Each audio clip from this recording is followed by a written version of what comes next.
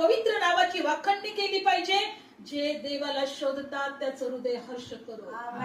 त्याला शोधणार झालं पाहिजे. Praise the Lord. त्याला शोधणार झालं पाहिजे.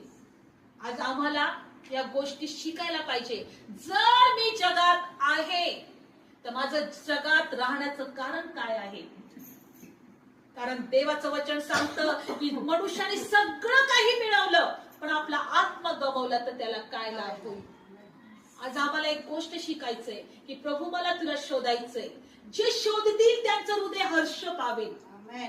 त्यांचं हृदय हर्षित होईल. त्यांच्या हृदयामध्ये देवाचं गौरव होईल. आणि म्हणून बायबल सांगतं की त्याच्या अद्भुत कृत्यांविषयी बोला. 4थं वचन, तुम्ही परमेश्वराच्या सामर्थ्याला शोधा, त्याचं मुख निरंतर शोधा. त्याने केलेले अद्भुत कृत्य, त्याचे चमत्कार, त्याचे तोंडचे न्याय याची आठवण करा. त्याचे सेवक अब्राम संतानांनो, त्याचे निवडलेले याकोबाचे वंशजो, तुम्ही सर्व त्याची आठवण करा.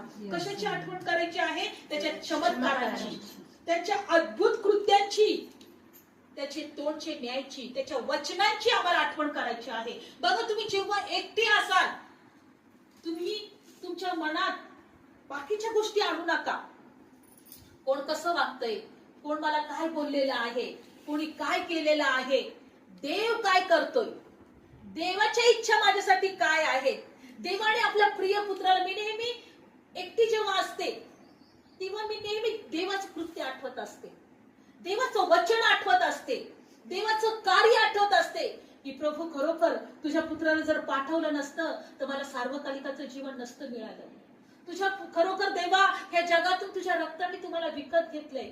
देवा मी किती अनमोल आहे. आपण अशा प्रकारे आपण काय केलं पाहिजे?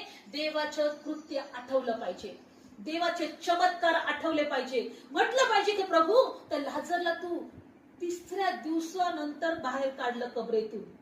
3 दिवसानंतर त्याला दुर्गंधी आली होती लोक म्हणतात, पण त्यानंतर तू त्याला बाहेर काढलं. तू जिवंत देव आहे, तूच मेलेल्यांना जिवंत करणारा आहे. आपण त्याचं कृत्य आठवलं पाहिजे. जेव्हा आम्ही त्या देवाचे चिन्ह, चमत्कार, कृत्य आठवू तेव्हा आमच्या जीवनात अद्भुत साक्ष्य घडल्या जातात. Praise the Lord. काय घडल्या जातील? साक्ष्य. कारण की